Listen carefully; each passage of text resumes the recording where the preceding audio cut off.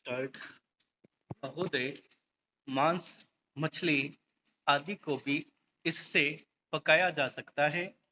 Solar heater सार्वजनिक स्थानों जैसे अस्पताल, होटल, कारखाने आदि में पानी गर्म करने के लिए काम में लाए जाते हैं। सोलर ड्रायर की सहायता से अनाज, तंबाकू, नारियल, इमारती लकड़ियां आदि को सुखाया जाता है।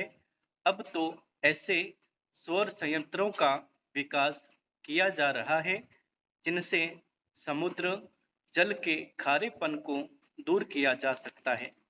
सौर ऊर्जा से हमारे दूर दराज के गांव भी अब प्रकाश से जगमगा उठेंगे और गांव भी शहरों की तरह सभी आधुनिक सुख साधनों से संपन्न हो जाएंगे।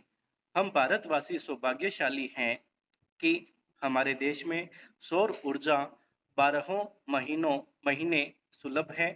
हमें चाहिए कि हम सौर ऊर्जा का भरपूर लाभ उठाएं।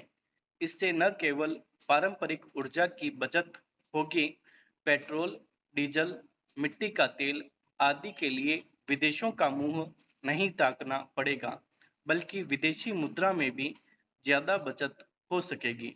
निस्संदेह सौर ऊर्जा की क्रांति से सामान्य व्यक्ति को लाभ मिलेगा और देश चहुमुखी विकास का स्वप्न साकार कर सकेगा। चुनाव के पहले की स्थिति से देश गुजर रहा है। देश का लाखों करोड़ों का खर्च चुनाव पर होता है, चुनाव प्रक्रिया पर होता है। अतिरिक्त इसके चुनाव प्रत्याशी भी लाखों करोड़ों का खर्च करते हैं। जन जन तक पहुंचने के लिए, जन नेता बनने के लिए अशिक्षित जनता भीड़ देखती है, दिखावा देखती है, प्रदर्शन देखती है, फिर कुछ छोटे छोटे मोटे लालच भी काम करते हैं और जनता गुमराह हो जाती है। ऐसी स्थिति में चुने गए प्रत्याशियों से भला क्या देश का हित हो सकता है? शिक्षित बुद्धिजीवी व्यक्ति चुनाव प्रक्रिया से, चुनाव परिणामों से हताश होकर प्रक्रिया से ही अपने को दूर रखने का उपक्रम करते हैं या करने को मजबूर हो जाते हैं। लंबी खड़ी कतारों में अपना समय नहीं लगाना चाहते। लोकसभा, विधानसभा, पंचायत सभी चुनाव यदि एक ही समय कराए जाएं तो बहुत संभव है लोगों में रुचि बने, समय का व्यय रुके, आर्थिक खर्च भार जो देश को बार बार करना पड़ता है वह बच सकता है। क्या ऐसा कुछ सोचा नहीं जा सकता? प्रत्याशी बनने के लिए भी कुछ मापदंड निर्धारित होने चाहिए। उनको शिक्षित होना चाहिए और चुने जाने के बाद उनके लिए एक आचार संहिता होनी चाहिए। उनके खर्च एवं संपदा पर एक प्रतिबंध होना चाहिए। एक गवेषणात्मक दृष्टि होनी चाहिए।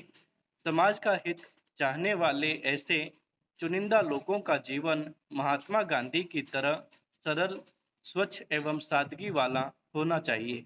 यदि ऐसा होने लगे तो व्यापारिक भावना से आने वाले प्रत्याशी स्वयं हट जाएंगे। अच्छे चुनिंदा व्यक्ति ही देश को सही दिशा दे सकते हैं, देश का हित कर सकते हैं। बहुजन संप्रेषण के माध्यमों के अभिनव विकास तथा राष्ट्रीय चेतना का अंतर्राष्ट्रीय जीवन से संबंध बढ़ा है, जिसके कारण मनुष्य की सामाजिक और आर्थिक समस्याएं भी जटिल होती गई हैं। वैज्ञानिक और तकनीकी विकास भी निरंतर ऊर्ध्वमुखी हो रहा है।